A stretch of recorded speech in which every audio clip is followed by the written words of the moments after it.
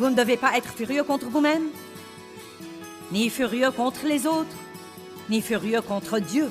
Laissez-moi vous dire quelque chose. Nous vivons dans un monde furieux. Mais nous, qui nous faisons appeler enfants de Dieu, ne devrions pas faire partie de ce groupe furieux. Et je crains que ce ne soit le cas, à moins de prendre la décision de ne pas faire ça.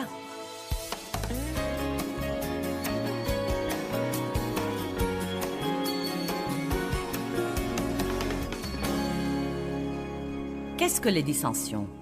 Eh bien, la définition des dissensions, c'est chamaillerie, dispute, désaccord vif. Ce n'est pas que nous ne puissions pas être en désaccord, mais nous devons être en désaccord respectueusement et aimablement. Mais on définit aussi les dissensions comme un courant furieux sous-jacent. Et je crois que, vous savez, quand quelqu'un crie, nous savons qu'il est furieux. Quand quelqu'un crie et vous dit pourquoi il est furieux, vous savez qu'il est furieux. Mais que dire des gens qui feignent que tout va bien dans leur vie et qu'ils prétendent être heureux et paisibles et ont le visage souriant?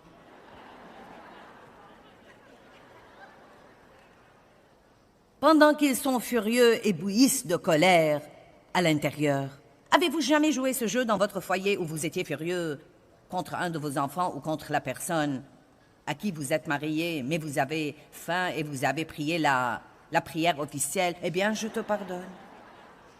Et pourtant, chaque fois qu'elle entre dans une pièce, vous sortez et vous allez dans une autre pièce?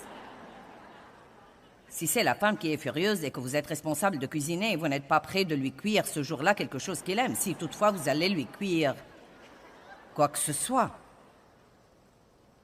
Vous savez, s'il va aller se coucher tôt, vous allez veiller tard. Qui sait de quoi je parle? Toute cette feinte. Eh bien, vous voyez, ce qu'il y a, c'est que nous pouvons tromper l'autre personne. Nous pouvons même nous tromper, mais nous ne pouvons pas tromper Dieu.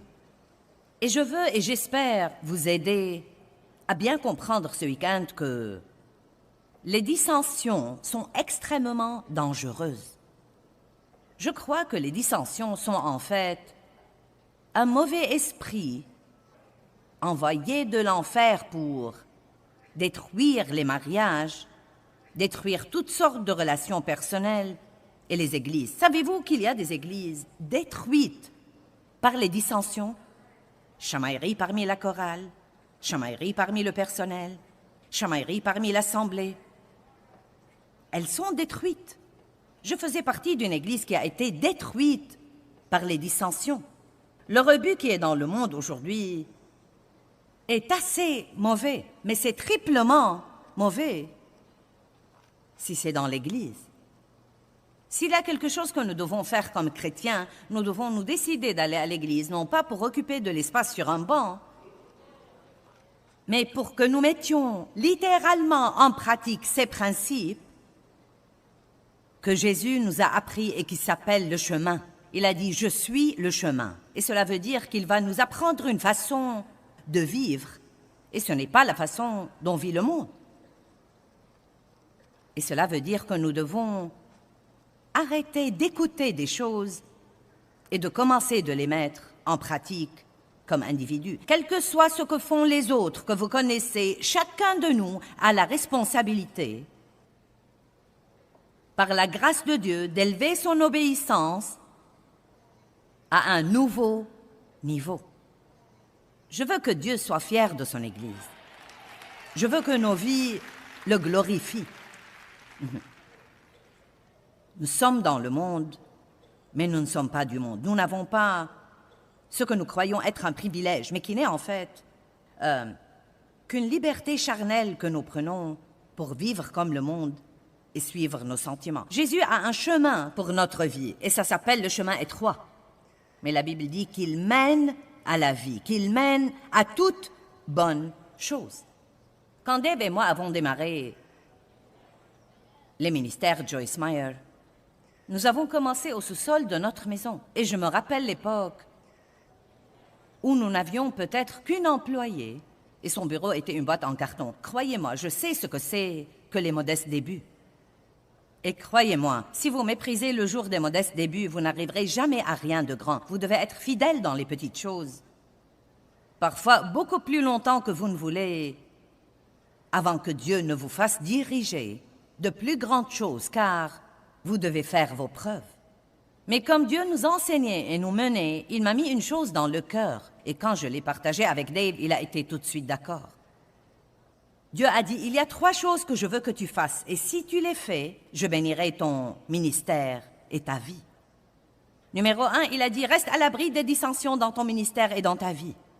Cela voulait dire que Dave et moi ne devions pas nous disputer à la maison et sortir ensuite en public et jouer la comédie religieuse et dire aux autres que faire de leur vie pendant que nous ne le faisons pas nous-mêmes à la maison derrière les portes fermées. Ce n'est pas ce que nous faisons ici qui compte, mais ce que nous faisons derrière les portes fermées à la maison. La façon dont nous nous comportons au travail et au marché, la façon dont nous traitons les gens. Combien restez-vous en colère quand vous vous mettez en colère? Combien est-ce facile de vous offenser? Êtes-vous une personne susceptible? Êtes-vous une personne insécurisée que tout le monde doit soutenir tout le temps? On ne peut pas vous affronter au sujet de quoi que ce soit parce que vous êtes susceptible. Eh bien, j'espère que vous verrez que Dieu veut nous parler à tous ici ce soir. Et si vous prenez la décision de laisser Dieu travailler dans votre vie et vous changer, croyez-moi, Dieu ne travaille pas par osmose. Nous devons prendre une décision. Dieu, je veux pour ma vie ce que tu veux pour moi. Et je suis prêt à te laisser faire ce que tu dois faire en moi, même si c'est inconfortable, pour que tu puisses faire à ton idée. Nous devons avoir l'attitude que Jésus avait, et non pas une attitude de ce monde. Restez à l'abri des dissensions dans votre vie. Restez à l'abri des dissensions dans votre ministère. Au début de notre ministère, nous avons combattu les dissensions de front. Cela veut dire que si nous embauchions un employé qui se chamaillait ensuite avec les autres employés ou faisait courir des rumeurs ou essayait de « je ne crois pas qu'il devait faire ça et je ne crois pas ceci et je ne crois pas cela », nous allions lui en parler ouvertement. Nous parlons rarement à quelqu'un plus de 2 fois et ensuite il ne travaille plus avec nous. Je vais vous dire pourquoi. Les dissensions sont très dangereuses. C'est en fait un poison qui pénètre parmi les gens. Et s'il n'est pas confronté et arrêté, il continue à passer d'une personne à l'autre et à l'autre. Là où il y a l'unité, il y a la bénédiction. Là où il y a l'unité, il y a l'onction. Si 2 sur la terre s'accordent pour demander quoi que ce soit, cela leur sera accordé. Je sais que nous entendons ce verset, mais il y a une puissance dans l'accord. Mais nous n'allons pas être d'accord les uns avec les autres par hasard, car nous sommes trop différents. Je ne sais pas comment quelqu'un peut jamais s'entendre avec un autre sans la puissance de Dieu. Eh bien, je ne sais franchement pas, hein, parce que les gens sont vraiment uniques. Nous avons tous notre petite marque d'étrangeté. Et ce qu'il y a, c'est que plus vous fréquentez quelqu'un, plus vous commencez à voir sa partie bizarre. Amen. Peut-être que vous sortez avec quelqu'un pendant 5 ans et vous l'épousez et tout à coup vous découvrez des choses que vous n'avez jamais sues auparavant, car nous cachons notre étrangeté quand nous voulons donner une bonne impression. Mais elle sort quand nous ne nous en soucions plus trop. Donc Dieu a dit, tu dois rester à l'abri des dissensions dans ta vie. Et une des façons dont nous avons fait ça est que nous nous sommes engagés, Dave et moi, quand nous étions fâchés l'un contre l'autre, quand nous avions un problème, de le résoudre au plus vite. Je me suis engagée devant Dieu à ne jamais monter en chair pour prêcher comme un poseur, à ne jamais monter en chair si j'avais de l'amertume et du non-pardon dans le cœur, et que coûte, je devais m'humilier sous la main puissante de Dieu, je devais résoudre les choses avant de monter prêcher la parole de Dieu. Je ne crois pas que la parole de Dieu sera ointe si elle est prêchée par un poseur. Et il doit y avoir l'onction de Dieu sur le message. Sinon, il n'aidera personne. Quel que soit ce que je dis, s'il n'a pas vraiment l'onction du Saint-Esprit, il n'aidera personne. Ce n'est sûrement pas ma belle et charmante voix qui vous captive, mais c'est l'onction du Saint-Esprit sur la parole de Dieu qui captive les gens, parce qu'ils écoutent la vérité, qui les met en liberté. Mais elle doit être ointe. Nous devons tous porter une forte onction de Dieu, que ce soit dans le rôle parental, ou dans les affaires, ou quoi que vous fassiez, vous devez être loin. Et un des moyens les plus rapides pour entraver et étouffer l'onction de Dieu dans votre vie, c'est de poser, en ayant beaucoup d'amertume et de ressentiment et d'offense, dans le cœur, pendant que vous mettez un sourire sur le visage et vous vous comportez comme si tout était vraiment bien. La deuxième chose que Dieu m'a dite, fais ce que tu fais avec excellence. L'excellence n'est pas l'extravagance. Cela veut dire faites le mieux que vous pouvez avec ce que vous avez. C'est une autre série d'enseignements. Je n'irai pas plus loin maintenant. Et la troisième chose qu'il a dite, sois toujours une personne d'intégrité. Et cela veut dire de faire ce que vous dites que vous allez faire et d'être honnête. D'être honnête dans vos transactions d'affaires, d'être honnête dans votre lieu de travail, de donner 8 heures de travail pour 8 heures de paye, de ne pas jouer sur l'Internet quand vous êtes censé travailler, de ne pas utiliser tout votre temps de bureau pour faire des coups de fil personnels qui ne devraient pas être faits là, de petites choses. Les petits renards qui ravagent les vignes.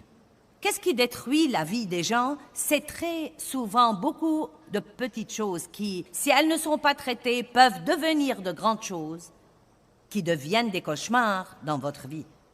Jésus a dit, le voleur vient pour tuer, voler et détruire. Mais il a dit, je suis venu afin que vous ayez la vie et que vous en jouissiez et que vous l'ayez abondamment, complètement, jusqu'au débordement. C'est ce que l'œil n'a pas vu, ce que l'oreille n'a pas entendu et ce qui n'est pas monté au cœur de l'homme, tout ce que Dieu a préparé et réservé pour ceux qui l'aiment et lui obéissent promptement. Aussi grande que soit la grâce que nous voulons prêcher, nous ne pouvons pas échapper au besoin d'avoir l'attitude comme quoi nous allons travailler avec le Saint-Esprit pour lui obéir. Or, nous échouons tous. Nul de nous n'est parfait et c'est à ça que sert la grâce de Dieu. Mais la grâce de Dieu n'est pas une excuse pour mener une vie débraillée. La grâce est la puissance de Dieu pour nous aider à faire ce que Dieu nous appelle à faire. Si vous avez du mal à pardonner à quelqu'un, sortez votre Bible et regardez tous les versets que vous pouvez trouver sur le pardon, les versets que vous pouvez trouver sur la colère. Lisez-les à haute voix et demandez à Dieu la grâce de côtoyer cette personne et de la traiter avec amour et de lui pardonner vraiment. Et ça marchera parce qu'il y a de la puissance dans la parole pour vous permettre de faire tout ce que vous devez faire. Vous devez utiliser la parole comme un médicament. Si je me coupe le doigt, je n'y mets pas une aspirine. Si j'ai mal à la tête, je n'y mets pas un pansement. Vous savez prendre le médicament qu'il faut pour ce qui vous fait mal. Mais si souvent, vous lisez la parole de Dieu au hasard, vous savez, comme un devoir, vous lisez ceci et vous lisez cela.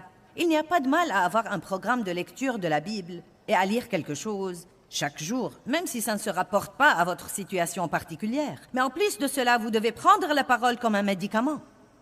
Si vous êtes impatient, étudiez la patience. Si vous êtes grincheux, étudiez la bonté et l'amour. Si vous êtes en colère, étudiez la colère et le pardon et les dangers de l'offense. Si vous êtes une personne furieuse, vous n'aurez pas besoin d'un enseignement sur la prospérité. Ce n'est pas ce dont vous aurez besoin, car malgré tout ce que vous confessez pour la prospérité, tant que vous n'avez pas résolu l'autre gâchis dans votre vie, vous ne l'aurez pas. Allez, rendez gloire à Dieu.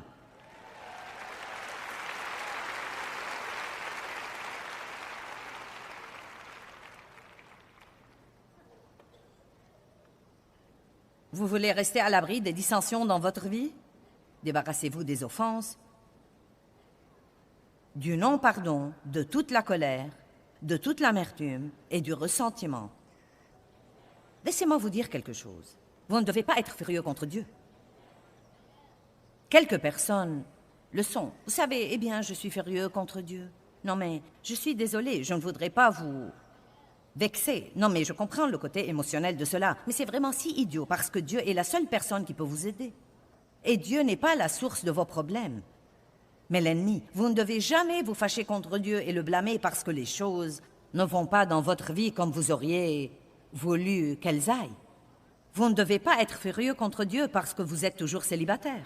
Vous ne devez pas être furieux contre Dieu parce que vous vouliez des enfants et que vous ne les avez jamais eus. Vous ne devez pas être furieux contre Dieu parce que vous avez espéré en Dieu pour la guérison de quelqu'un et Il ne l'a pas reçu et il est allé au ciel pour être avec Dieu. Croyez-moi, ça ne sert à rien d'être furieux contre Dieu. Dieu est votre ami. Et il est bon. C'est inutile d'être furieux et fâché contre Dieu. Et nous ne devons pas comprendre tout ce qui arrive. Ce que nous devons faire, c'est de continuer à dire « Seigneur, je crois. Je crois. Je ne sais pas pourquoi ceci est arrivé, je ne comprends pas. Et Dieu, ça fait terriblement mal. Mais Dieu, je te fais totalement confiance, car si je ne t'ai pas, je n'ai rien. » Non, mais qu'avons-nous si nous n'avons pas Dieu? Nous n'avons absolument rien si nous n'avons pas Dieu, car le monde n'a certainement pas ce qu'il faut pour nous consoler dans nos moments de chagrin. Vous ne devez pas être furieux contre vous-même. Vous ne devez pas être furieux contre les autres. Vous ne devez pas être furieux contre Dieu. Ça ne sert à rien d'être furieux contre le gouvernement. Ça ne sert à rien d'être furieux contre la poste. Ça ne sert à rien d'être furieux contre l'épicerie parce que les prix sont élevés ou contre les pompes à essence parce que l'essence est devenue trop chère. Laissez-moi vous dire quelque chose. Nous vivons dans un monde furieux. Mais nous, qui nous faisons appeler enfants de Dieu, ne devrions pas faire partie de ce groupe furieux. Et je crains que ce ne soit le cas, à moins de prendre la décision de ne pas faire ça. Car c'est très facile d'être entraîné dans tout ce qui se passe.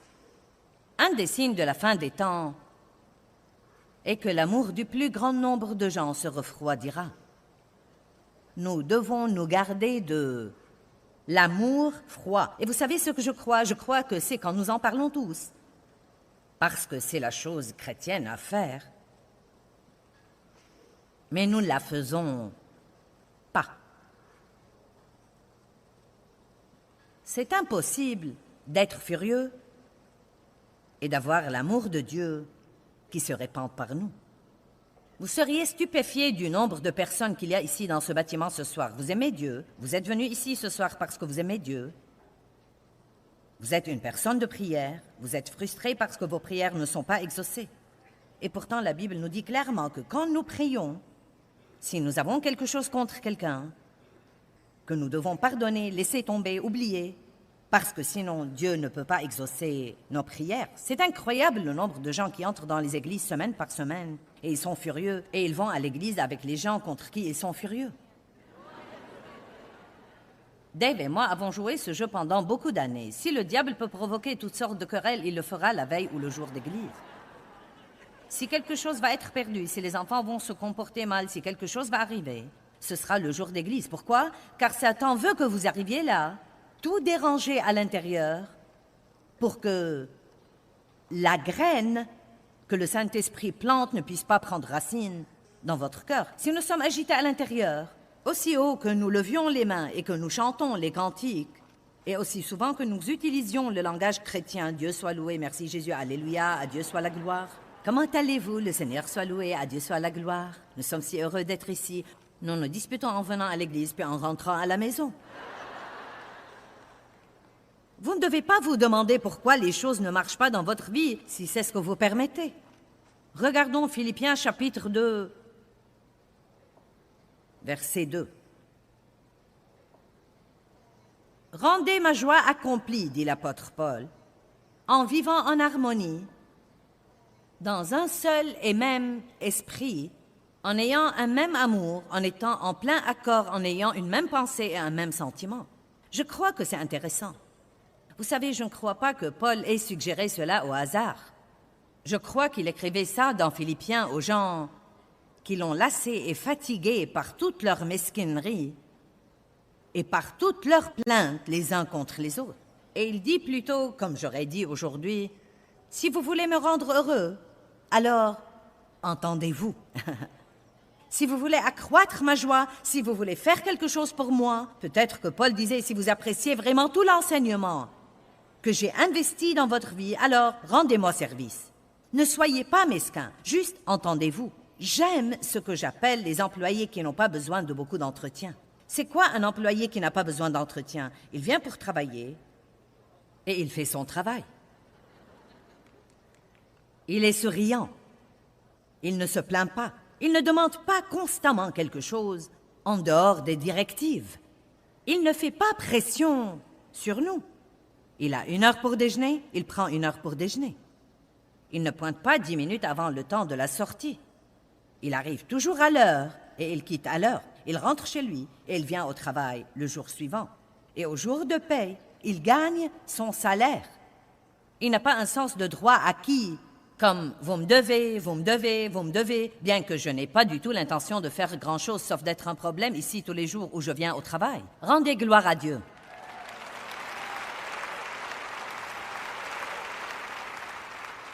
Et il y a probablement des gens qui ont besoin d'un travail en ce moment.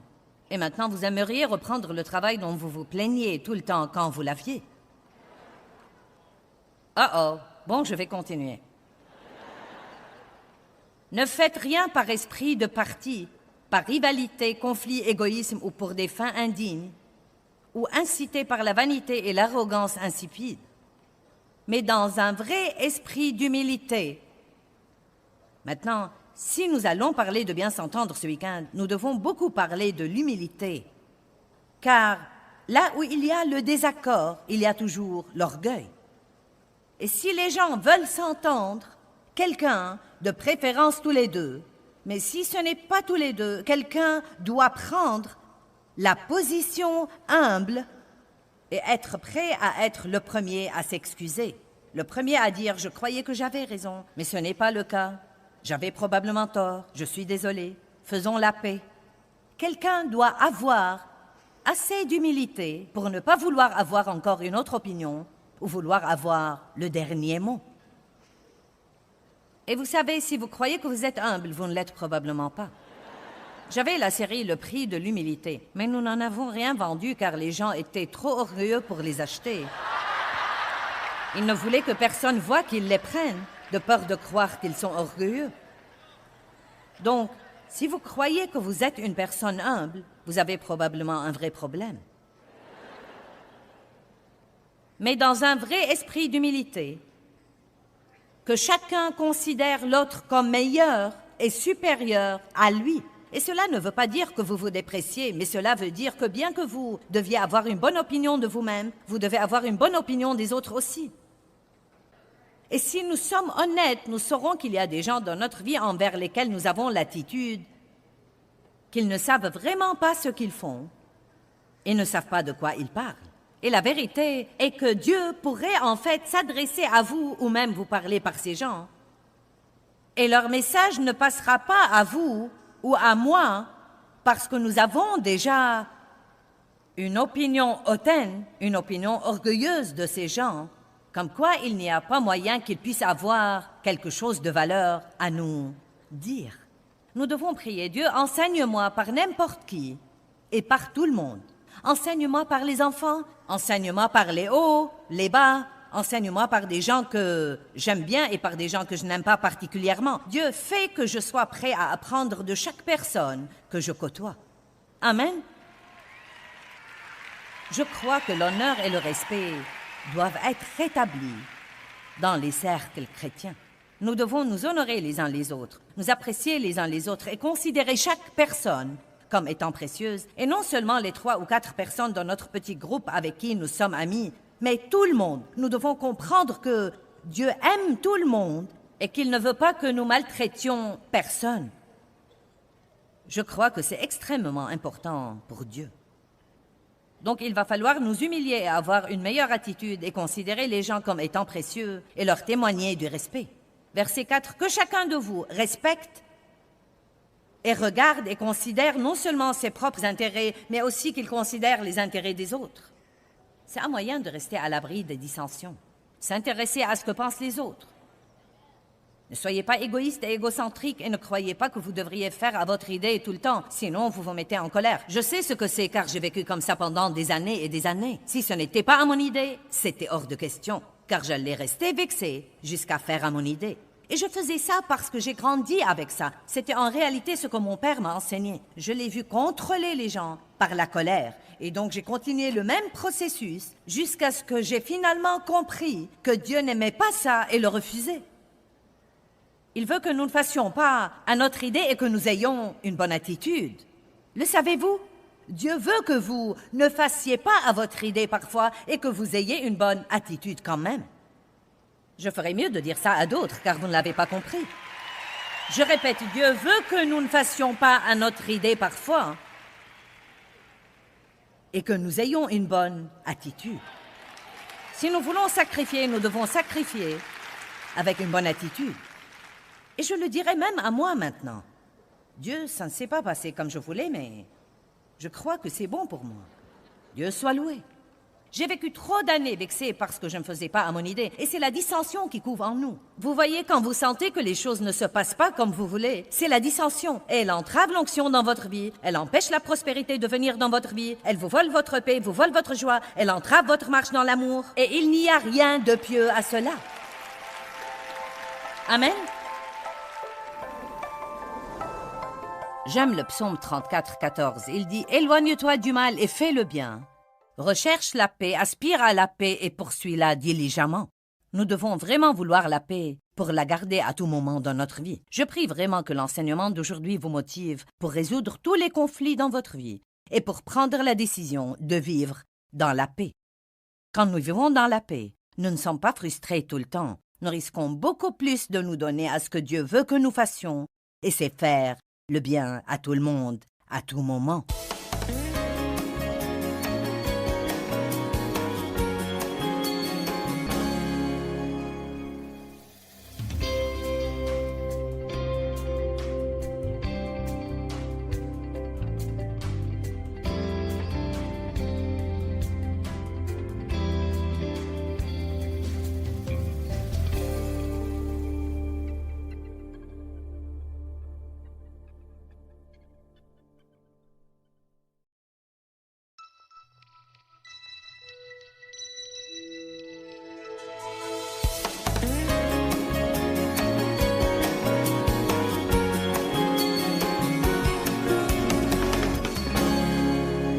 Vous savez, il y avait tant de miracles et tant de choses puissantes qui se produisaient dans la première Église. Et Acte 4, 24 dit, ils avaient un même esprit et une même voix et un seul but. Et croyez-moi, ce n'était pas par hasard ou parce qu'ils étaient tous aimables, doux, merveilleux et gentils. Ils étaient un groupe de gens pareils. À ce groupe, ils étaient en interaction. Les disciples étaient en interaction les uns avec les autres. Pourquoi Pierre a dit « Seigneur, combien de fois pardonnerai-je à mon frère pour la même chose ?» Combien de fois il traitait avec quelqu'un qui le rendait fou. Et ce quelqu'un était parmi les 12 disciples. Ils avaient des problèmes d'orgueil. Qui est le plus grand? C'est moi. Non, c'est moi. Non, c'est moi. Je suis sûre que Jésus était vraiment... Mais il a prié toute la nuit pour choisir les 12.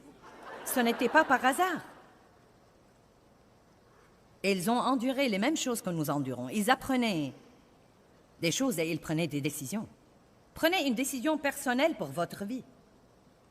Romains chapitre 14 dit que tout homme comparaîtra devant Dieu et rendra compte pour lui-même. Je ne vais pas rendre compte pour Dave. Je ne vais pas rendre compte pour mes enfants, mes collègues, mes voisins. Dieu ne me demandera pas pourquoi Dave n'a pas fait ceci ou cela ou pourquoi mon voisin n'a pas fait ceci ou cela. Mais il demandera de moi. Et donc, quand vous avez vraiment cette compréhension, elle vous aidera à ne plus dire, eh bien,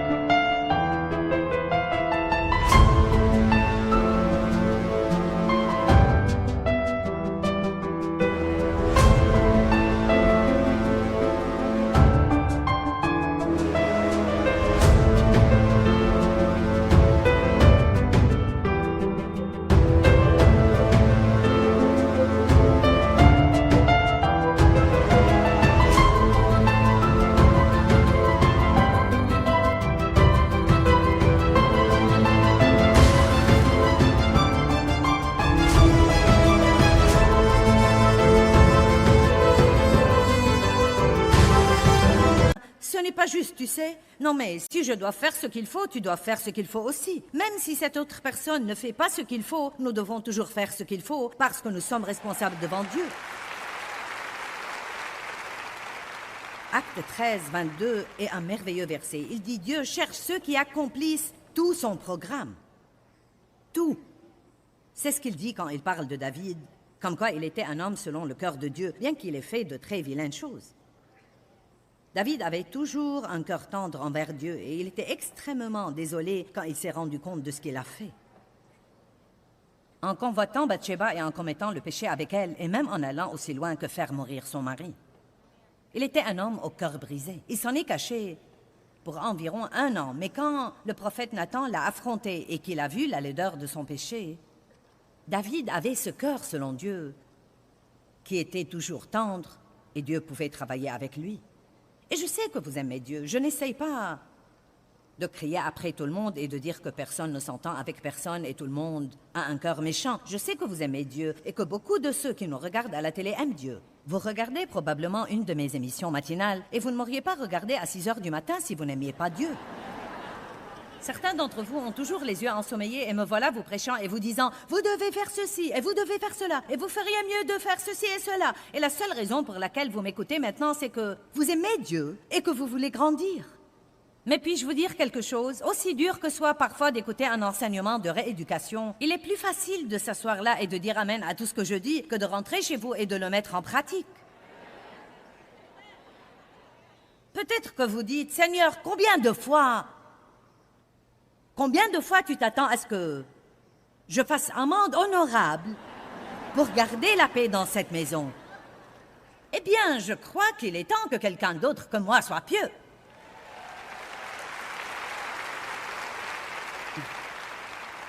Je sais ce que vous ressentez. Laissez-moi m'asseoir ici et vous plaindre pour 1 minute. Je comprends. Et je sais ce que vous ressentez. Et j'aurais voulu que vous ne soyez pas la seule personne à être pieuse. Mais quelqu'un doit faire ça. Et vous êtes celle qui a tous les CD et DVD de Joyce Meyer. Vous avez le t-shirt, vous avez été au séminaire, vous avez acheté les bandes et le livre. Oh, vous m'avez dit, Joyce, j'ai tous tes livres. Et je te regarde tous les matins. Donc, par conséquent, je crois que je peux vous demander de vous étirer un peu et de surmonter l'apitoiement sur soi. Et je peux vous demander de faire ce que Dieu vous demande de faire. Humiliez-vous sous la main puissante de Dieu.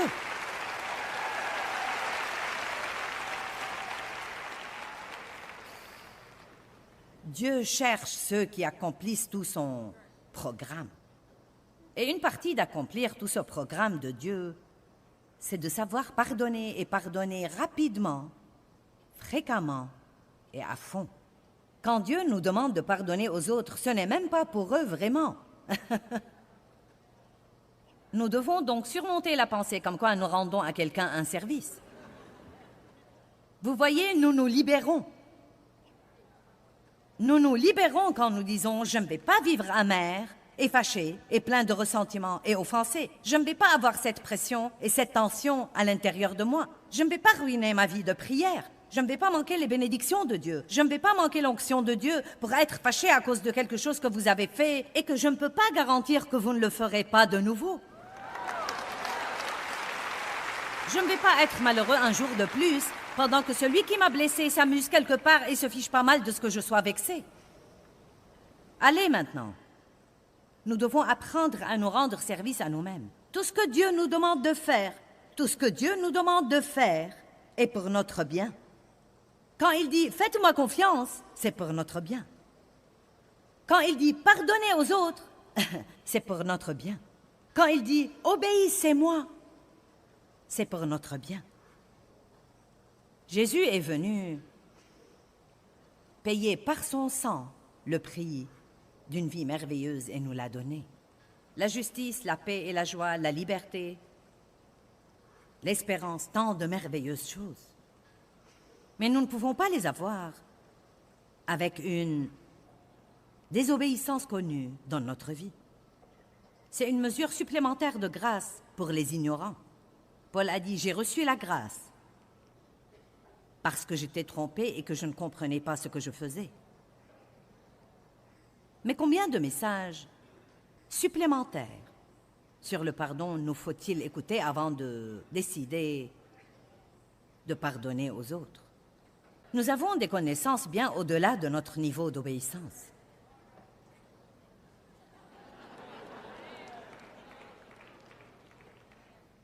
Oh, je le sais. Oui, amen, le Seigneur soit loué. J'ai souligné tous ces versets. Regardez là. Ma Bible ressemble à un album à colorier. J'espère que les gens verront combien je suis.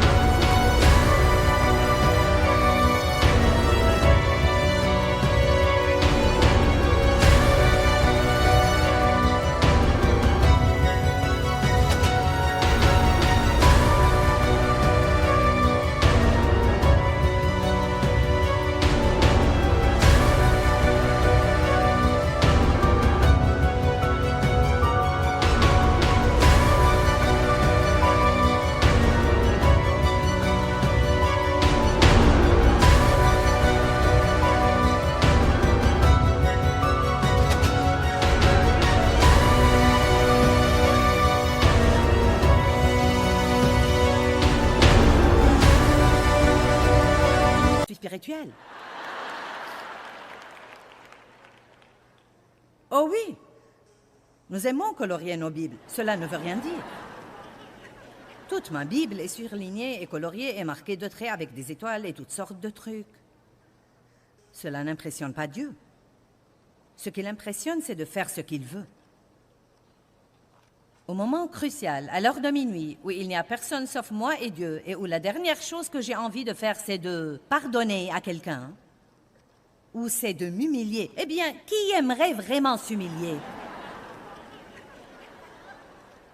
Mais nous le faisons quand même parce que nous aimons Dieu. Nous devons arrêter de dire à Dieu combien nous l'aimons si nous ne voulons pas lui obéir, parce que Jésus a dit « Si vous m'aimez, vous m'obéirez ». Maintenant, écoutez, il n'a pas dit « Si vous m'obéissez, je vous aimerai ».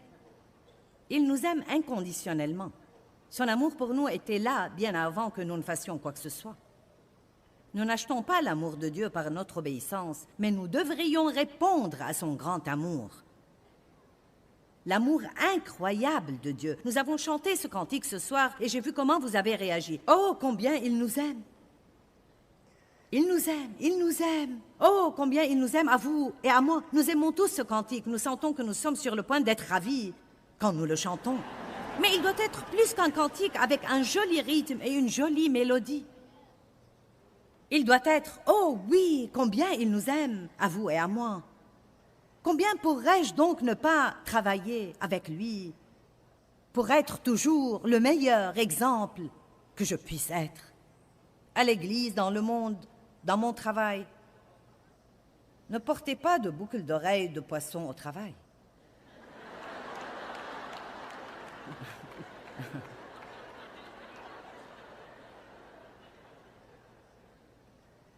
Quand vous déjeunez avec toutes les autres personnes grincheuses et que vous dites que c'est un endroit nul pour travailler. Je vous aime.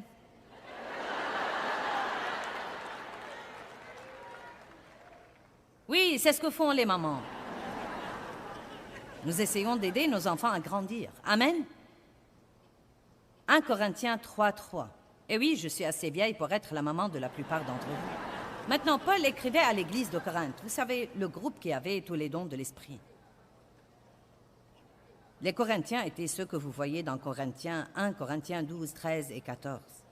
Ils avaient les dons de l'esprit, la prophétie, les miracles, la guérison, ils parlaient en langue, ils interprétaient les langues, ils avaient des paroles de connaissance, des paroles de sagesse.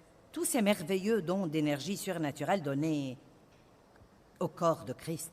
Mais il paraît que cela ne nous rend pas spirituels.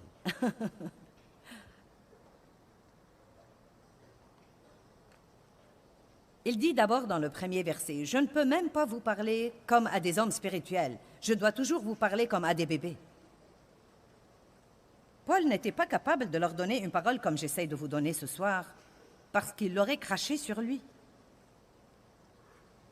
Je dis toujours aux gens que je suis une bonne maman. Je sais vous faire avaler les trucs que vous le veillez ou non. Si vous n'avalez pas, je recule et je m'y prends d'une autre façon. Amen. Je vous régale d'un dessert de temps en temps, mais la plupart de ce que je vous donne, c'est de la viande. Nous devons grandir. Nous devons avoir nos vitamines. Amen. Quand vous donnez des pêches à vos enfants, ils les aiment. Nous avons un petit-fils de 9 mois. Ensuite, vous lui fourrez une cuillère d'épinards et... Combien d'entre vous, les mamans, se le rappellent? Il court un peu partout. Et que faites-vous comme une bonne maman? Vous essayez de ramasser ce truc. Et vous fourrez la cuillère dans sa bouche encore une fois. Et ça vous est égal si ça prend 10 fois. Chaque fois, il en prend un peu et ça glisse dans sa gorge. Et pourquoi vous faites ça? Non pas parce que vous voulez lui donner quelque chose qu'il n'aime pas, mais parce que vous voulez qu'il soit sain. Vous voulez qu'il grandisse. Et Paul a dit, je n'ai pas pu vous parler comme je voulais. Je n'ai pas pu vous donner la viande de la parole. J'ai dû continuer à vous donner du lait, des tétines, des biberons, et changer vos couches. Verset 3, il dit, car vous êtes encore non spirituel. Vous avez la nature charnelle, parce que vous êtes sous le contrôle des impulsions ordinaires. Sentiments. Puisqu'il y a envie et jalousie, et querelle et médisance et dissension, dans d'autres traductions, il dit conflit. Parce que vous n'êtes-vous pas non spirituel et charnel, et ne vous conduisez-vous pas de façon toute humaine, et comme de simples hommes inchangés? C'étaient des gens régénérés. Ils avaient la nature de Dieu au-dedans d'eux. Ils étaient justifiés devant Dieu. Ils étaient remplis du Saint-Esprit. Ils ont vu la puissance de Dieu, et pourtant, à cause de la chair,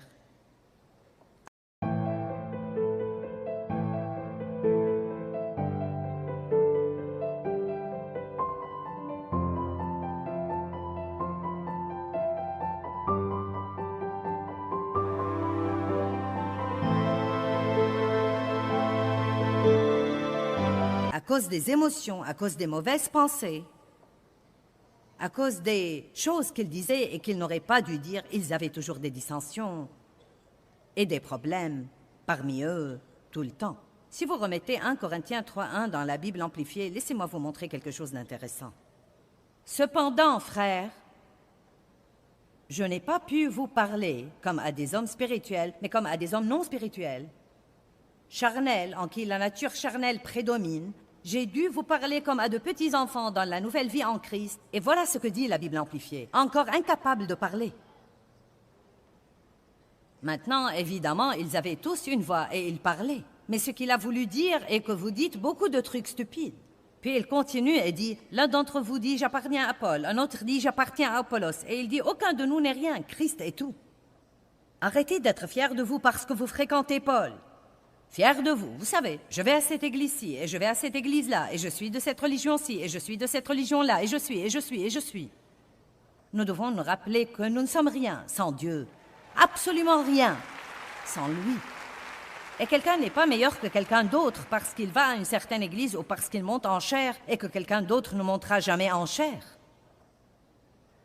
Paul a dit, vous devez aller au-delà de tous ces trucs et témoigner du respect les uns envers les autres. Débarrassez-vous des dissensions, débarrassez-vous des cancans, des critiques, du jugement.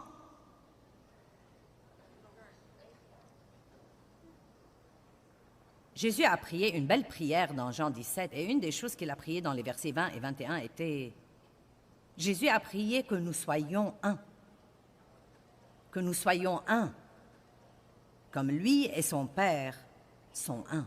Or, certes, et je crois, eh bien, je vais probablement dire ça, la plupart de nos problèmes sont ce que j'appellerais des problèmes de gens.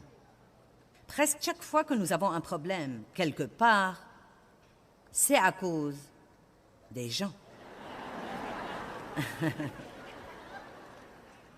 C'est bien entendu? Maintenant, nous ne savons pas quoi faire les uns avec les autres, mais nous ne pouvons pas nous passer les uns des autres. Et une des choses qui nous cause beaucoup de problèmes, c'est que nous sommes tous si différents, mais Dieu a fait ça exprès. Il l'a fait exprès. Aussi l'homme laisse-t-il son père et sa mère, et s'attache à sa femme, et ils deviennent une seule chair. La chose que nous n'avons pas vraiment écoutée était « deviennent ». C'est le devenir qui est le problème. Vous épousez quelqu'un qui est le contraire de vous, il ne pense pas comme vous, il n'aime pas ce que vous aimez, vous voulez dépenser de l'argent, il veut épargner l'argent, vous voulez parler, il veut se taire. Et ainsi de suite. Vous aimez les trucs drôles, il aime la guerre. Eh bien... Vous savez de quoi je parle, vous êtes propre et ordonné, vous ramassez tout, il ne ramasse rien. Vous êtes très organisé, il ne se rappelle pas ce qu'il a fait de lui-même, encore moins d'une autre chose. Il perd la voiture dans le parking.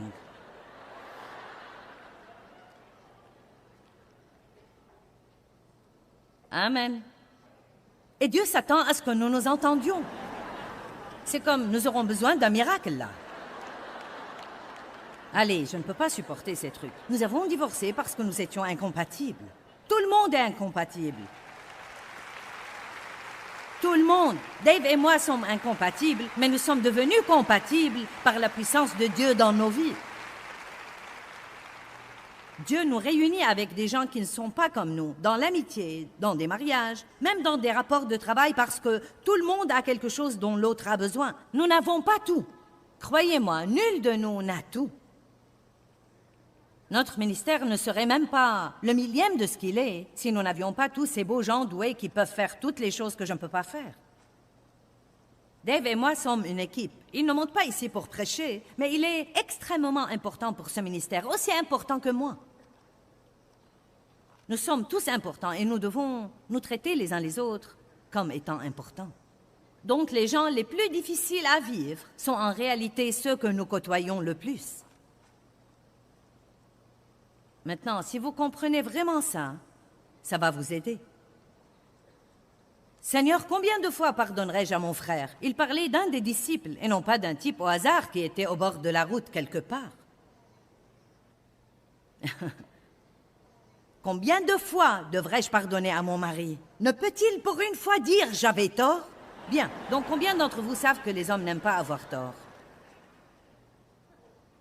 Ils roulent en ville et s'égarent pour 1 heure, mais ils ne demandent pas le chemin. Parce qu'ils savent. Je sais arriver là, je sais y arriver. Donc les hommes et les femmes sont différents, pour commencer.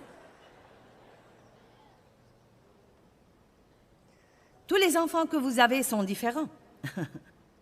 Si vous avez plus d'un enfant, avez-vous essayé de comprendre comment ils ont pu venir du même endroit? C'est comme, comment est-ce possible? J'ai une petite fille.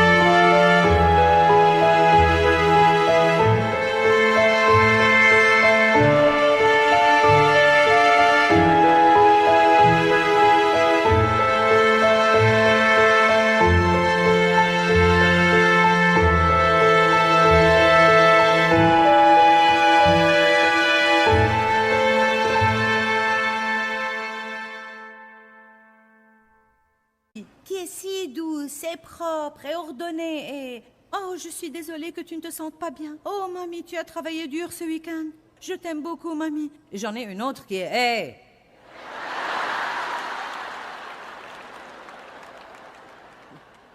Hey!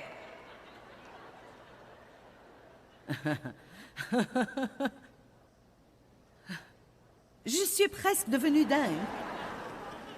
Avant d'apprendre ce que j'essaye de vous apprendre ce soir, comme quoi les gens ne peuvent pas s'empêcher d'être comme ils sont, comme vous ne pouvez vous empêcher d'être comme vous êtes. Maintenant, oui, nous pouvons changer et nous pouvons tous devenir plus pieux dans le cadre de notre personnalité.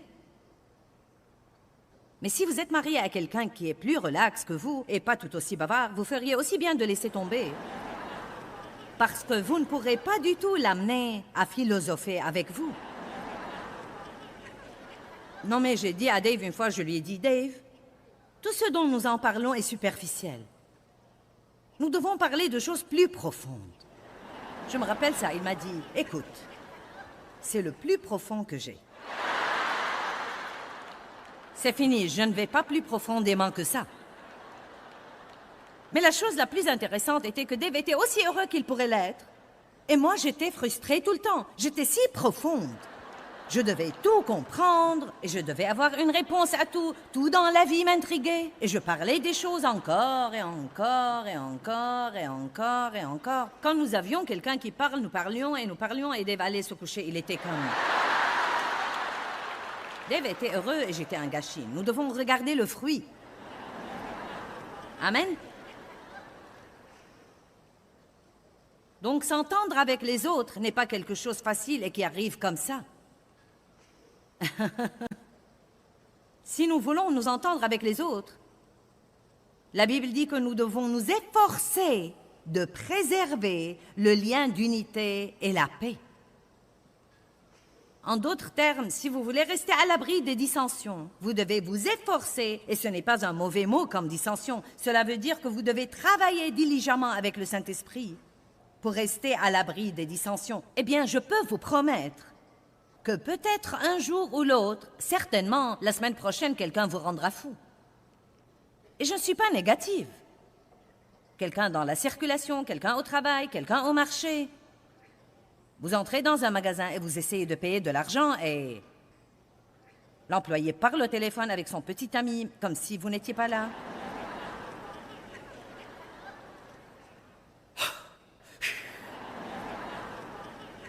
elle ne se comporte pas comme il faut. Non, pas comme il faut. Mais nous pourrions faire ce qu'aurait fait Jésus. Nous pourrions prier pour elle. Nous avons besoin de chrétiens qui ne soient pas religieux, qui ne parlent pas de toute leur religiosité, qui ne condamnent pas les autres qui ne sont pas comme eux et qui ne prennent pas de haut les autres qui ont trop de piercings ou trop de tatouages ou qui ont 4 ou 5 couleurs dans leurs cheveux ou quoi que ce soit et qui ne pensent pas « Ouais, bien, tu es si bizarre ».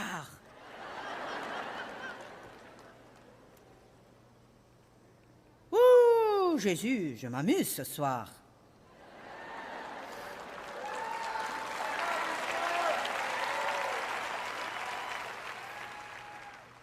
Une maison pleine de sacrifices et de querelles n'est pas agréable au Seigneur. Proverbe chapitre 17. Qu'est-ce que cela veut dire? Cela veut dire une maison pleine de sacrifices religieux. Je vais à l'église tous les dimanches. Je fais partie de la chorale. J'accueille les gens. Je paye la dîme. Une maison pleine de sacrifices, mais avec des querelles derrière les portes fermées, n'est pas agréable au Seigneur. Ma question est, qu'est-ce qui se passe réellement à la maison derrière les portes fermées? Vous êtes furieux contre combien de personnes? À quel point êtes-vous facilement offensé? Combien de choses sont accumulées en vous? Et s'il n'y en a pas en ce moment, c'est merveilleux, alléluia, merveilleux. Je peux dire en ce moment que je n'ai rien contre personne, mais on ne peut pas garantir que quelqu'un ne va pas m'exaspérer la semaine prochaine, et je sais que je devrais résoudre ça tout de suite. Complètement et à fond, car ce qui arrive, c'est que nous ne surmontons pas les choses et nous les accumulons. Et quelque chose d'autre arrive et nous ne le surmontons pas et nous l'accumulons. Et quelque chose d'autre arrive et nous ne le surmontons pas et nous l'accumulons. Et d'ici peu, nous serons des gens furieux, amers, pleins de ressentiments, avec des autocollants et des croix aux oreilles et autour du cou. Nous irons à l'église toutes les semaines et nous nous comporterons comme le reste du monde. Et ça ne marchera pas. Amen.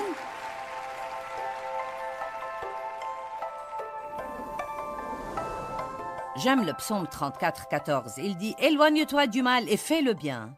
Recherche la paix, aspire à la paix et poursuis-la diligemment. » Nous devons vraiment vouloir la paix pour la garder à tout moment dans notre vie. Je prie vraiment que l'enseignement d'aujourd'hui vous motive pour résoudre tous les conflits dans votre vie et pour prendre la décision de vivre dans la paix. Quand nous vivons dans la paix, nous ne sommes pas frustrés tout le temps. Nous risquons beaucoup plus de nous donner à ce que Dieu veut que nous fassions et c'est faire le bien à tout le monde, à tout moment.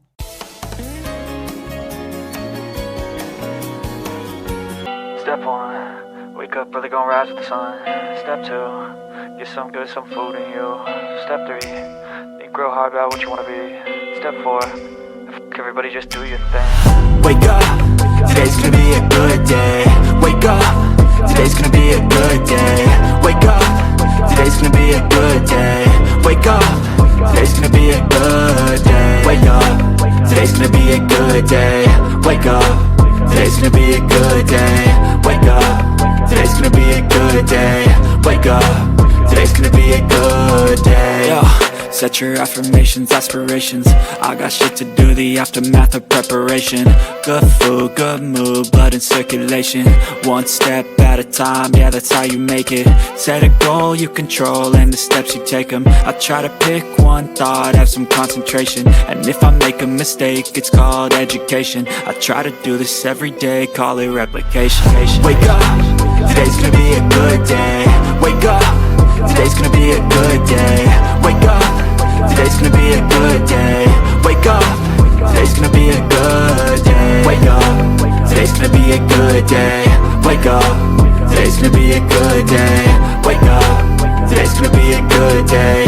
Wake up, today's gonna be a good day. So life ain't easy, yo, I think there's a reason though.